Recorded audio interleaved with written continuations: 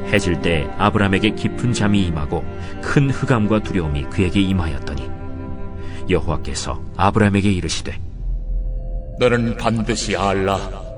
네 자손이 이방에서 객이 되어 그들을 섬기겠고 그들은 400년 동안 네 자손을 괴롭히리니 그들이 섬기는 나라를 내가 징벌할지며 그 후에 네 자손이 큰 재물을 이끌고 나오리라. 너는 장수하다가 평안히 조상에게로 돌아가 장세될 것이요 네 자손은 4대 만에 이 땅으로 돌아오리니 이는 아모리 족속의 죄악이 아직 가득 차지 아니함이니라. 해가 져서 어두울 때 연기 나는 화로가 보이며 타는 횃불이 쪼갠 고기 사이로 지나더라. 우리가 아브라함에 대한 말씀을 계속 나누고 있습니다. 아브라함의 말씀을 나누면서 우리 영전의 모든 성도들이 아브라함의 신앙 갖기를 원하는 거예요. 아브라함의 복을 함께 누리기를 원하는 그런 간절한 마음을 가지고 이렇게 말씀을 쭉 나누고 있습니다. 지난 주간에 우리가 말씀을 살펴본 내용을 잠시 요약하면 이렇습니다. 아브라함이 이제 자기 조카 롯을 구원하기 위해서 북방 왕들과의 싸움에서 승리합니다. 돌아오게 돼요. 탈춤을 가지고 돌아오면서 이제 멜기세덱을 만나서 성찬도 받게 됩니다. 그러고 났는데 이제 그 아브라함이 그러고 난 후에 막 걱정거리가 있었던 것 같아요. 그게 뭐냐, 하나는 언젠가 북방 왕들이 다시 쳐들어올 텐데 내가 어떻게 싸움을 이길까 하는 그런 걱정이겠죠. 또 하나는 이런 걱정입니다. 하나님의 약속의 자녀를 주셔서 그냥 하늘의 별처럼 많은 자손을 준다고 그랬는데 아직까지 자식이 없는 거예요. 그럴 때 어느 날 환상 중에 하나님의 음성을 듣습니다. 음성. 그 음성을 듣는데 그 음성이 이렇게 세 가지로 이렇게 말하고 있는 거죠. 하나는 뭐냐면 이렇게 말합니다. 두려워하지 말아라. 나는 너의 방패가 되고 상급이 된다. 이렇게 말씀하고 있어요.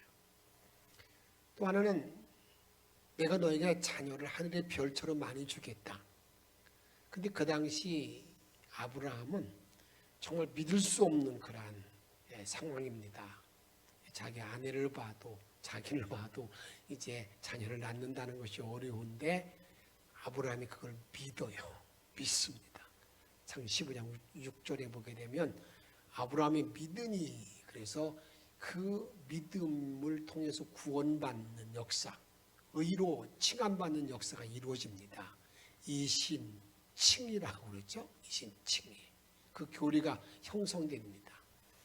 그 다음에는 이제 하나님께서 이렇게 말씀합니다. 아브라함, 내가 너에게 땅을 기업으로 주겠다. 이 땅을 너에게 주겠다. 아브라함이 그 말을 듣자마자 하나님께 이런 요구를 해요. 하나님, 증거를 보여주세요. 증거. 나에게 이런 이 땅이 내 땅이 된다는 증거를 보여주세요. 그것이 15장 8절 같이 읽습니다. 시작. 그가 이르되 주 여호와여, 내가 이 땅을 소유로 받을 것을 무엇으로 알리까? 내가 이 땅을 허락받을 것을 내가 무엇으로 알릴까? 증표를 보여주세요. 그럽니다.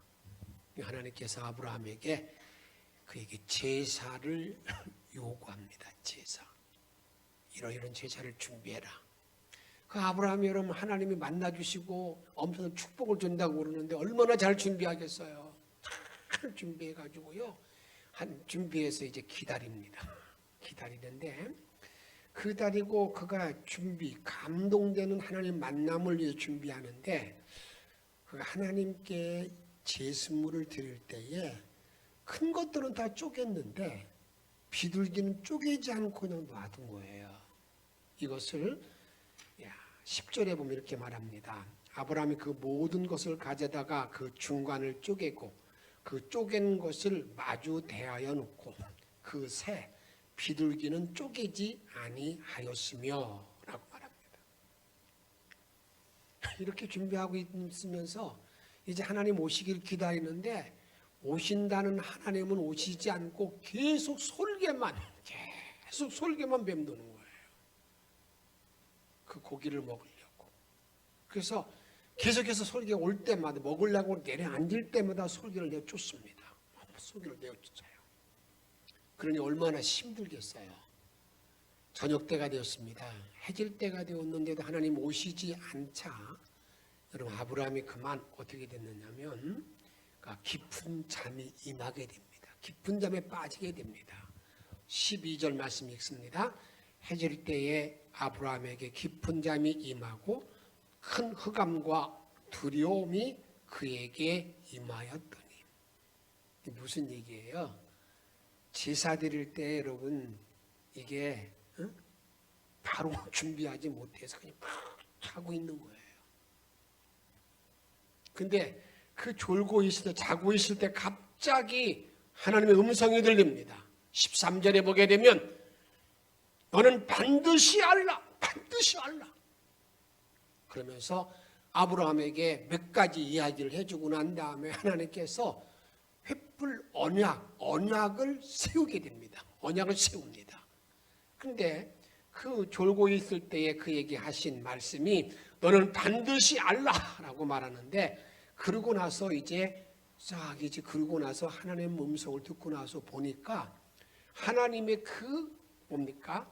그 불이 쪼갠 사이에 휙 지나가는 거예요.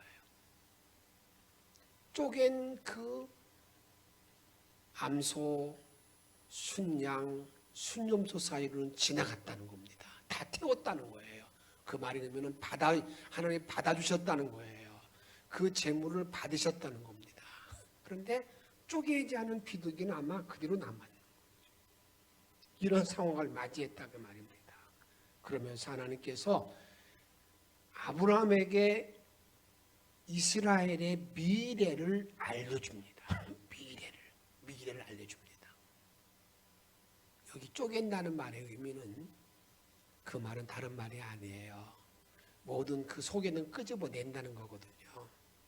그것은 회개. 철저한 회개를 말하는 거죠. 회개를 말하는데 여기 쪼개지 않냐는 비둘기라는 건 뭐냐면 이건 뭐 이런 것 정도야 뭐 이런 것들은 뭐 다 누구나 하고 있는 건데 뭐 그러면서 그렇게 넘긴 겁니다. 숨어 있는 자기의 죄라고 말할 수가 있는 거죠. 그리고 난 후에 하나님과 아브라함 사이에 횃불 언약을 세우는데 그 언약을 이렇게 말합니다. 18절 상반절을 보게 되면 그날에 여호와께서 아브라함과 더불어 뭘 세웠다고요? 언약을 세워 이르되. 그래서 이것을 횃불 언약이라고 말하는데 그냥 하나님과 아브라함 사이에 언약을 세운 거예요. 그 언약을 세울 때 제일 첫 번째가 뭐냐면 이렇게 말씀합니다. 내 자손이 이방에 개게 될 것이다. 너는 반드시 알라. 내 자손, 내 후손들이 이방에 개게 된다는 말의 의미는 나그네가 된다는 말인데 그 말을 더 직역하면 노예가 될 거다, 종살이 할 거다 그 말이에요. 너의 후손들이 다 종살이 할 거다 이렇게 말하고 있다 그 말입니다. 15장 13절 말씀 같이 한번 읽도록 하겠습니다. 여호와께서 아브라함에게 이르시되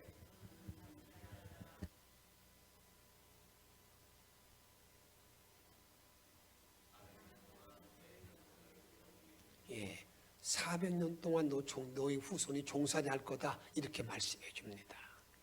근데 여러분 잘 한번 생각해 보세요. 하나님은 아브라함을 불러서 아브라함 내가 너 복의 통로가 되겠다. 너로 하여금 너희 자손 하늘의 별처럼 많아지겠다. 이런 말씀을 하시고 난 다음에 400년 동안 종살이 한다고 하는 그 의미가 뭐냐? 종살이가 뭡니까? 고난이죠. 아브라함에게 고난을 준다. 아브라함 후손들에게 이런 고난을 준다는 의미가 뭘까라고 생각해 보면 이건 하나님의 섭리라고 먼저 받아들입니다. 하나님의 깊은 섭리라고 우리가 받아들일 수 있는 것이지요. 로마서 8장 17절에 보게 되면 이렇게 말합니다. 자녀임은 또한 상속자 곧 하나님의 상속자요 그리스도와 함께 한 상속자니 우리가 그와 함께 영광을 받기 위하여 무엇도 받아야 된다고요? 고난도 함께 받아야 할 것이니라. 다시 말씀드리면 하나님이 저와 여러분들을 택하여 하나님의 자녀를 삼고 난 다음에 하나님의 그 영원한 하늘나라의 영광을 허락받기 위해서, 주시기 위해서 이 땅에 사는 날 동안에 나에게 뭐가 있다는 겁니까? 고난이 함께 있다. 고난이 뒤따라온다 그 말입니다. 그러게 우리는 꼭 알 것이 있습니다. 내가 예수를 믿고 주님을 따라가게 되면 나에게 어떤 어려움, 고난이 없어지고 사라진다. 그게 아닙니다. 여러분, 오히려 내가 예수를 믿게 되면 예수 믿는 일로 말미암아 말할 수 없는 때는 없는 고난이 나에게 찾아올 때가 있습니다. 사람의 관계 속에서 오고요, 여러 방법을 통해서 나에게 고난이 오는데 정말 주님을 내가 받아들이는 모든 자들에게는요, 어떠한 고난이 와도 그 고난을 잘 이길 수 있는 능력과 힘과 권세가 나에게 주어지는 거예요. 이게 예수 믿는 사람의 권세라 그 말이에요. 그런데 하나님의 섭리, 하나님의 섭리다라고 이렇게 말하는데 내가 고난받는 건 마땅하다는 걸로 받아들이는 것만으로 섭리라고 말하기는 좀 우리가 좀 이해가 잘 되지 않잖아요. 그것도 400년 동안, 성경 정확히 말하면 430년간인데 그 기간 동안에 노예 생활한다 이렇게 말하고 있는데 그 의미가 뭘까? 그 중에 하나는요, 애굽이 자궁이라는 거예요. 자궁. 왜냐하면 여러분 이스라엘 나라, 여러분 가나안 땅 그곳은요, 이 전쟁의 통로가 요충지이기 때문에 저 유럽 쪽에서 애굽에서 계속 전쟁터가 되는 거예요. 싸움의 길목이 돼 있어요. 그래서 그 땅에 살고 있으면 자녀를 낳아서 후손을 많이 양육할 수가 없는 거예요. 계속 전쟁 때문에. 그래서 이제 하나님께서는 하늘의 별처럼 많은 자손을 주기 위해서 자녀를 많이 낳을 수 있는 어디로 보낸 겁니까? 그 당시 애굽으로 다 보내서 애굽에서 자녀를 많이 낳도록. 여러분 출애굽 1장에 보게 되면 그 히브리 여인들은 아기를 너무 잘 낳는다고 그랬잖아요. 산파 가서 딱 보게 되면 이미 가서 다 아기를 낳았어요. 여러분, 그래서 그 400년 동안에 70명이 애굽 땅에 가 있었는데 그들이 200만 넘는 많은 민족을, 큰 민족을 이루었다는 것을 말하고 있잖아요. 그래서 애굽이 그러니까 자녀를 많이 출산하고 민족을 이루기 위해서 애굽으로 보냈다, 종살이 시켰다, 그렇게 말하는 거예요. 두 번째는요, 하나님의 섭리 가운데 긍정적인 면의 두 번째는 뭘까? 그것은 14절 하반절에 이렇게 말하고 있습니다. 그 후에 내 자손이 뭘 가지고 나온다고요? 큰 재물을 이끌고 나오리다. 뭘 가지고 큰 재물, 큰 재물. 이게 하나님께서 지금 그렇게 말씀하는 거예요. 그러니까 하나님께서 큰 재물을 주기 위해서 종살이를 시켰다는 겁니다. 그러면 과연 그 일이 이루어졌는가? 출애굽기 12장 36절 말씀 읽습니다. 여호와께서 애굽 사람들에게 이스라엘 백성에게 은혜를 입히게 하사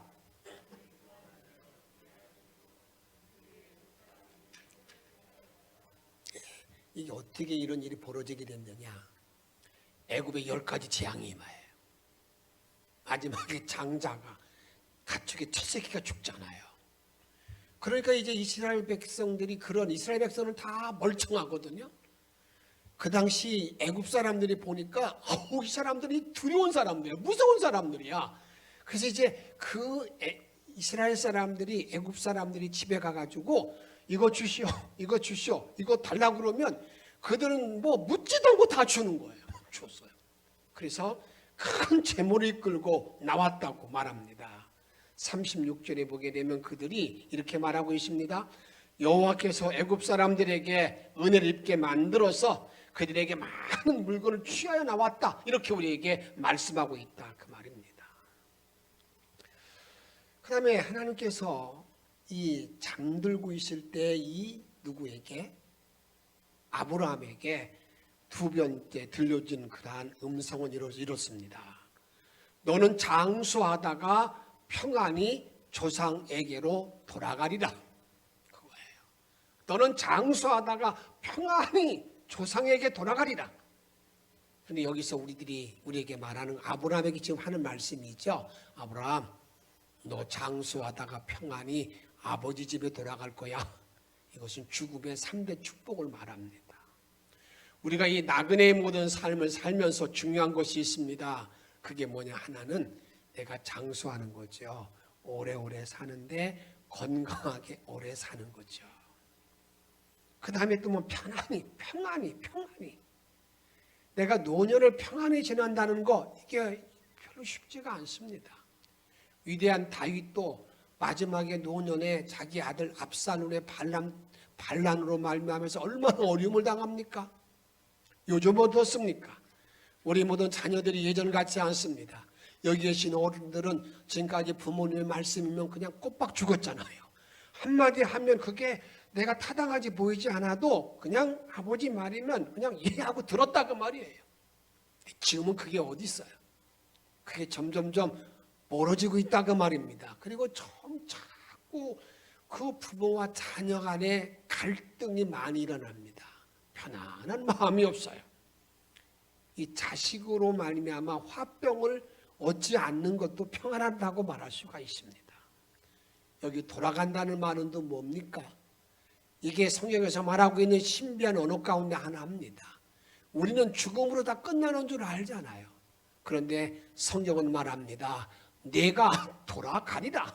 내 고향으로 돌아가리라. 하늘나라로 돌아가리라. 이렇게 말합니다.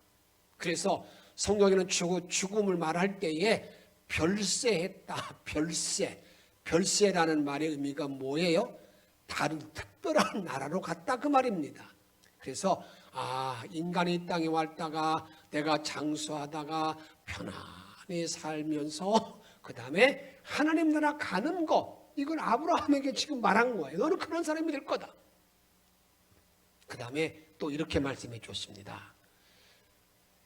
이 땅에 4대 만에 너희들이 올 것이다. 돌아올 거다. 4대. 그 4대가 정확하게는 430년 만에 돌아오는 것이죠. 이게 여러분 하나님께서 아브라함에게 들려주신, 아브라함이 제사를 여러분 준비하고 났을 때 그에게 들려준 3가지 큰 하나님의 말씀이거든요. 그런데 여기 오늘 본문의 말씀을 이 하나님의 섭리라고만 받아들일 수가 있죠. 하나님의 섭리였기 때문에 애굽 땅에 가서 고난받지만 자손이 번성하고 아브라함은 이렇게 복되게 살고 그 다음에 그가 또 어떻습니까? 그 다음에 내가 이 땅을 너에게 준다. 그 땅으로 돌아오게 한다는 것.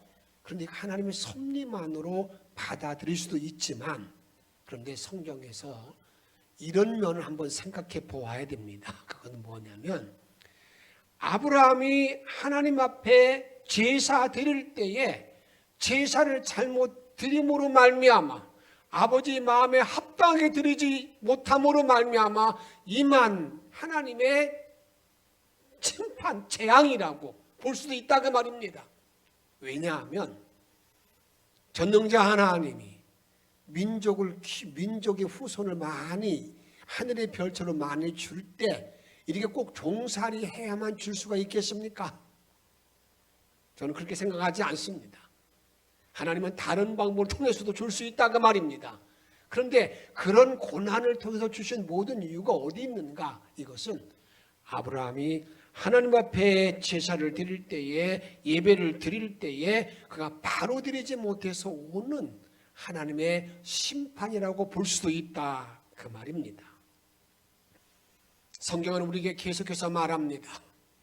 가인과 아벨을 통해서도 참된 제사가 무엇인가, 참된 예배가 무엇인가를 분명하게 우리에게 말씀하고 있습니다. 오늘 아브라함을 통해서도 우리들에게 참된 제사가 어떤 제사인가를 우리에게 말하고 있다 그 말입니다. 그런데 구약의 제사는 우리 신약에서 예배와 동일합니다. 예배입니다. 그것도 영적 예배를 우리에게 말하고 있습니다. 우리는 가서 그런 말씀을 많이 하잖아요. 영적 예배를 바로 드려라. 영적 예배 드려라. 영적 예배 드려라. 그래서 저는 여러분들에게 매주일 예배 드릴 때마다 그 말씀, 영적 예배 드릴 것을 말씀하고 있습니다. 하나님은 영이시니 영과 진리로 예배 드리는 자 주님이 찾으시기 때문에 그런 예배 드릴 것을 계속해서 말씀드립니다. 그 예배 드리지 못하면 의미가 없기 때문에 그렇습니다. 그런데 이런 예배에 대해서 말할 때에 그 예배, 구약의 제사가 신약의 예배인데 이것을 로마서 12장 1절 말씀을 같이 한번 읽도록 하겠습니다. 그러므로 형제들아 내가 하나님의 모든 자비하심으로 너희를 권하노니 너희의 몸을 하나님이 기뻐하시는 거룩한 산 제물 산 제사로 드리라. 이는 너희가 드릴 영적 예배니라. 여기서 뭘 말하고 있어요? 거룩한 산 제물, 거룩한 산 제사. 이 제사라는 말은 개역 성경에 제사로 나와 있는데 이 거룩한 제사가 곧 뭐라는 겁니까? 이게 영적 예배다. 영적 예배라는 거예요. 그리고 저와 여러분들이 영적 예배를 잘 드리는 것을 바로 알기 위해서는 구약의 제사법을 바로 알게 되면 아하, 이렇게 드리는 것이 하나님 앞에 영적 예배를 드리는 것이구나. 그것이 영과 진리 예배를 드리시고 우리 하나님이 찾으시는 예배이구나. 이걸 알게 된다 그 말이에요. 그러기에 우리가 거룩한 산 제사, 산 제물 이게 영적 예배를 우리들에게 말씀하고 있다 그 말입니다. 그런데 여러분 이런 영적 예배, 거룩한 산 제사를 바로 드리기 위해서는 예배를 바로 드릴 때에 우리가 알 것이 있습니다. 그것은 나와 여러분의 비둘기를 쪼개야 되는데 비둘기 쪼개는 것은 무엇으로 쪼개냐 그 말이에요. 아주 예리한 술칼로 쪼개는 겁니까? 그리고 또 내가 가지고 있는 나의 비둘기는 무엇인가? 이것을 우리가 알아야 됩니다. 이 비둘기는 뭘로 쪼개는가? 그 나의 비둘기는 무엇인가? 이걸 바로 알아야 된다 그 말입니다. 이것을 말씀하고 있다 그 말입니다. 먼저 비둘기, 작은 죄를 쪼개는 도구는 한번 따라 합시다. 하나님의 말씀이다. 하나님의 말씀이 이 작은 죄를 쪼개는, 비둘기를 쪼개는 도구라 그 말입니다. 이렇게 말씀합니다. 히브리서 4장 12절 말씀 함께 봉독하도록 하겠습니다. 하나님의 말씀은 살아있고 활력이 있어 좌우의 날선 어떤 검보다 예리하여 혼과 영과 및 관절과 골수를 찔러 쪼개기까지 하며 또 마음의 생각과 뜻을 판단하나니. 여러분, 혼과 영과 관절과 골수의 깊은 것까지도 아주 예리하게 쪼개는 것, 나로 하여금 회개하게 만드는 것, 그게 뭐라는 겁니까? 그게 하나님의 말씀이라 그 말이에요.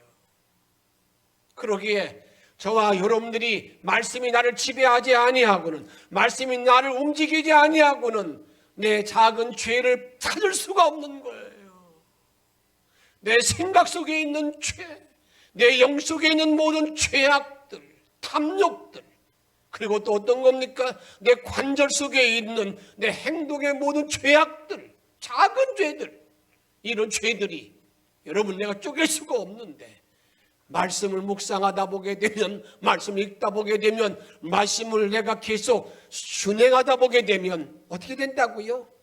그 말씀이 다 쪼개 놓아서 여러분 성령의 불이 확 지나감으로 말미암아 다 태워진다는 사실을 여러분 믿으시기를 바랍니다.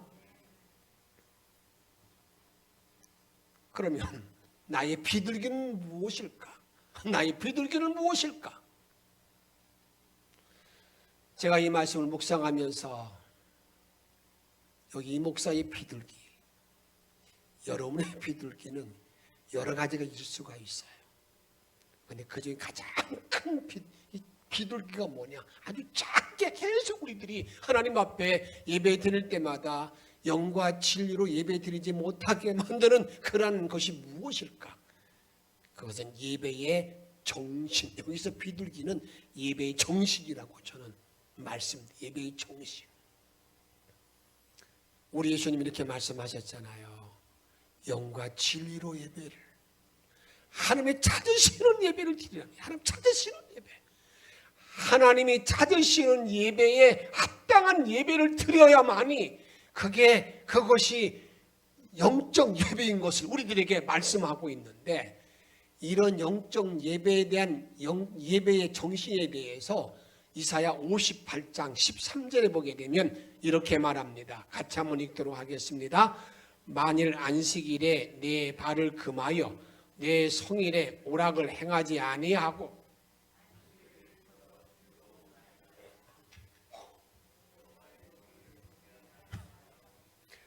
즐거이 여기고 내 길을 행하지 아니하며 내 오락을 구하지 아니하며 사사로운 말을 하지 아니하면, 여러분 이게 뭘 말하고 있어요?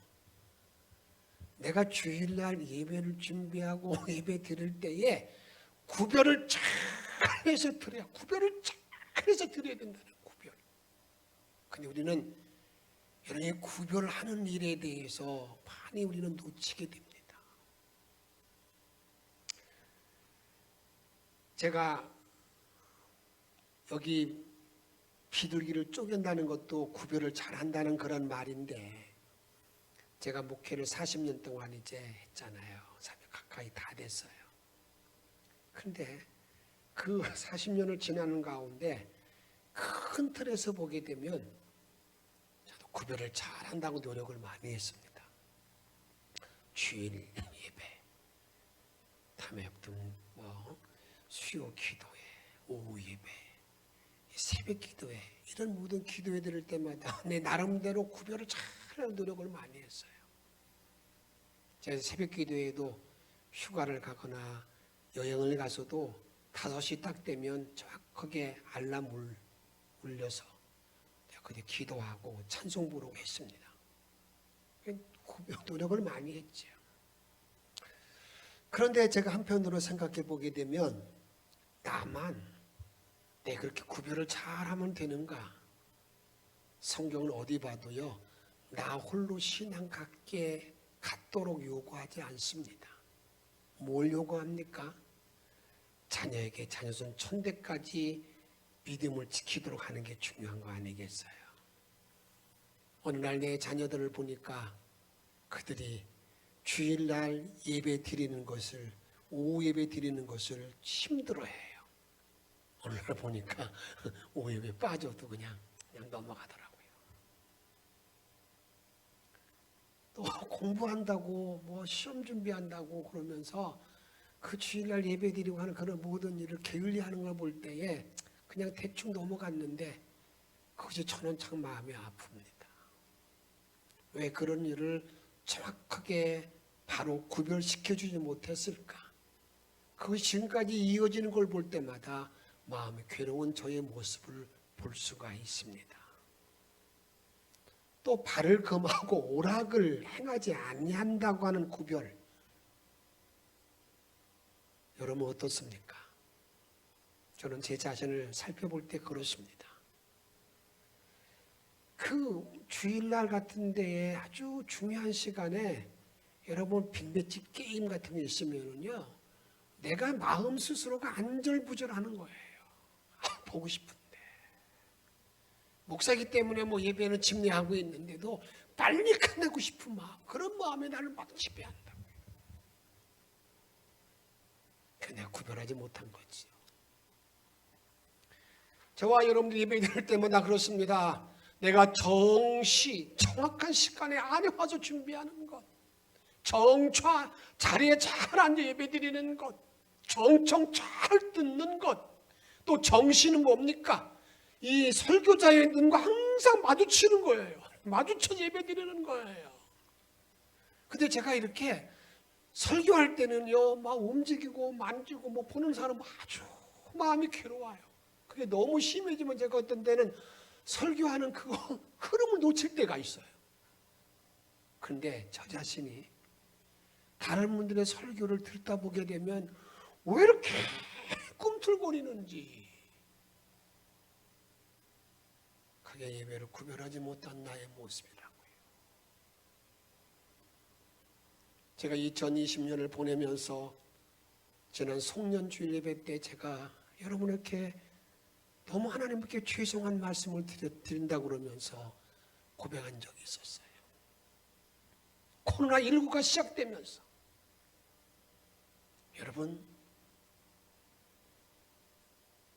그 하나님의 가장 큰 뜻이 뭐예요? 전도하라는 말을 한마디도 못한 이용원 목사. 그게 목사인가? 그런데 그때 저에게 또 하나 크게 저를 주님이 책망했던 가운데 하나가 뭔지 아십니까? 이 교회 예배는 생명과 같은 것인데, 이 교회의 생명과 같은 예배는 모이는 예배와 흩어지는 예배가 잘 바로 드려져야만 되는 겁니다. 하나님은 어디 있든지 간 예배 드릴 때 주님이 거기 계십니다. 틀림없습니다. 그런데 여러분, 내가 그 흩어지는 예배에 우리 교회 형태는 어떤 형태냐면 속회가 있잖아요. 속회. 이게 흩어지는 예배거든요. 그런데 속회 예배를 드릴 때 작년 코로나 때문에 좀 지나면 끝나겠지 그러다가 11개월을 그냥 휙 지나가 버린 거예요. 한 번도 흩어져서 가정 예배 드리는 일을 강조하지도 않았고 드리라고 하지도 않았고 그냥 지나가 버린 거예요. 그래서 올해 제가 다시 한번 하나님 앞에 주님, 여기 세움받은 목사가 직무유기를 했습니다. 그래서 이번 주가 뭐 또 온 성도들이 이제 영상으로 속회 예배를 드리도록 지금 준비하고 있습니다. 다른 것이 아니에요. 흩어지는 교회의 역할을 잘 감당하기 위해서는 그것밖에 없어요. 그래서 그 속회를 통해서 그래도 조금이나마 말씀을 배우고 익히고 함께 기도하고 함께 내 영이 사는 일에 감당하기 위해서 바쁘지요. 피곤한 일 많이 있지요. 그러나 그 30분 안에 있는 시간만이라도 한 번 더 드리면서 주께 가까이 가기를 바라는 마음으로 시작되었는데 저는 부탁을 드려요. 그런 기회를 놓치지 않기를 바라고요. 이제 사역자들도 함께 예배를 드릴 것이고요. 남선교회 청장 다 함께 한 번 좀 이 가정에서 예배 드리는 영상으로 예배 드리면서 함께 훈련보다도 배우고 익히고 훈련하는 그런 일을 통해서 우리 주님을 기쁘게 하시는 기회를 삼는 예배를 바로 드릴 수 있는 자리에 들어갈 수 있는 저와 여러분의 삶이 되어지기를 주의 이름으로 축복합니다. 축복합니다. 축복합니다. 이렇게 우리가 예배를 바로 드릴 때 하나님은요, 예배를 바로 드리는 모든 자들에게 주시는 엄청난 축복을 주십니다. 여러분 잊지 마세요. 저는 그걸 너무너무 많이 보았어요. 예배만 바로 드려지기만 해도 그의 삶은 완전히 바뀌게 되는데 우리는 예배를 바로 드리다가 또 바락에 빠지고 있는 걸 많이 봐요.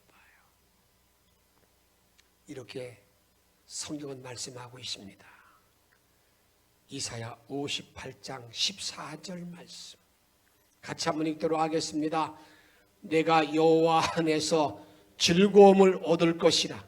내가 너를 땅의 높은 곳에 올리고 내 조상 야곱의 기업으로 기르리라. 여호와 입의 말씀이니라. 아멘. 내가 예배 드릴 때에 비둘기를 바로 쪼개 바로 드리기만 하면, 영적 예배를 바로 드리기만 하면 주님은 이렇게 세 가지 큰 은혜를 주십니다. 여호와 안에서 내가 즐거움, 하나님 안에서 행복이 너에게 있을지어다. 또 뭘 말하고 있습니까? 내가 땅의 높은 곳에 높여주리라. 그게 뭐예요? 너와 내 자손을, 내 자녀들을 땅에서 세워주리라. 높은 인물로 세우리라. 또 뭘 말하고 있습니까? 야곱의 기업으로 기르리라. 무엇을 준다는 거예요? 땅의 물권을 나에게 준다는 거예요. 어디에 다 있어요? 나의 행복, 큰 인물 되는 것, 땅의 모든 물권, 그게 어디 있다는 거예요. 예배를 바로 드릴 때 주시는 주의 축복인데, 이걸 여러분 말씀으로 붙들고 한번 행동에 옮기시고요, 그런 놀라운 은혜를 누리고 사는, 허락받고 사는 영천의 온 성도가 다 되시기를 주의 이름으로 축복합니다. 이러한 횃불 언약의 축복이 우리 영천교회 모든 성도들 삶과 가정에 항상 임하기를 주의 이름으로 축복합니다. 우리 함께 정말 예배를 바로 드리기 위해서, 그런 은혜의 복을 받기 위해서 찬양 드리십시다. 43장 찬양을 드리시면서 함께 기도하도록 하겠습니다.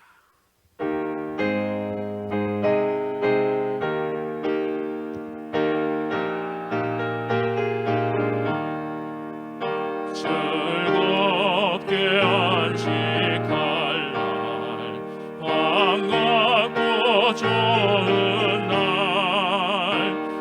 내 마음을 평게 하니 즐겁고 기쁜 날, 이 날에 천하 만민 다 보좌 참되신 삼위일체 다 찬송 부르네. 하늘에서 이 날에 하늘 새 양식 내리네. 새 양식 성회로 모이라고, 성회로 모 종소리 울리네. 종소리 울리네. 복음의 밝은 빛은 온 세상 비치며, 그 영생 물이 흘러 시원케 하시네. 이 주일 지킴으로 새로운 생을 임하여 영원히 쉬는, 다 올라갑시다. 다 올라갑시다. 성부께 찬미하고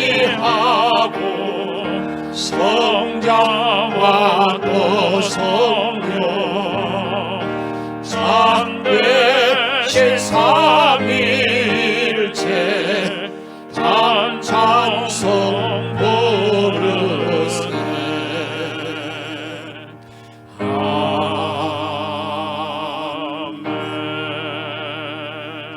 함께 기도하십시다. 주신 말씀과 함께 내가 비둘기를 쪼개지 못하는 예배를 드림으로 말미암아 예배를 바로 드리는 영적 예배를 드릴 수 있는 자가 되기를 바라는 마음으로 이 시간 통성하며 기도하겠습니다. 생명의 주님이여, 하나님을 기도하여 이끌어주시기를 원합니다. 주시기를 원합니다. 남은 마음은 주시고 주님을 신령한 자리에 들어가 이거라 주시기를 원합니다. 아비를 안정력으로 함께해주시기를 바랍니다. 이거라 주시옵시고 주의 찬양 영혼을 흘립니다. 기도하여 이끌어주시기를 원합니다. 자비로 오심을 기도하고 원합니다. 이거라 주시옵소서. 하나님 영정지 바랍니다. 도와주시옵시고 주님을 바르는 신령한 자리에 들어가게 도와주시기를 원합니다. 노란 권능으로 주를 바라보는 자리에 들어가기를 주셔서 하나님만의 원하는 일어나주시는 원하나이다. 억울한 길이 병든들이 들어가게 도와주시옵시고 주와 믿을 한 자리에 들어가게 일어나주시는 원합니다. 아미로 점에게로 합니다. 하나님이여, 내가 하나님이여 이가 영광 일년이 배든지 원하시고 이런 찾지 하나님의 만나가 도와주시는 원합니다. 내가 하나님의 바르게 드리기를 원합니다.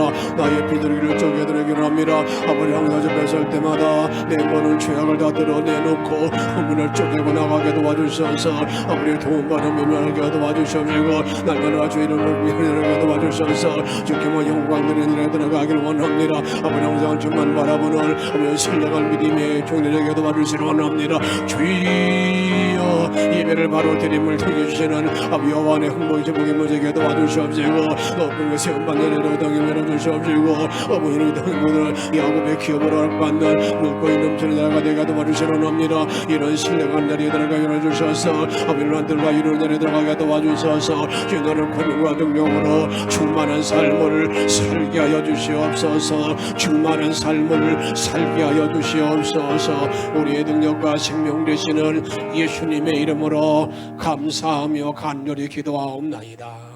아멘.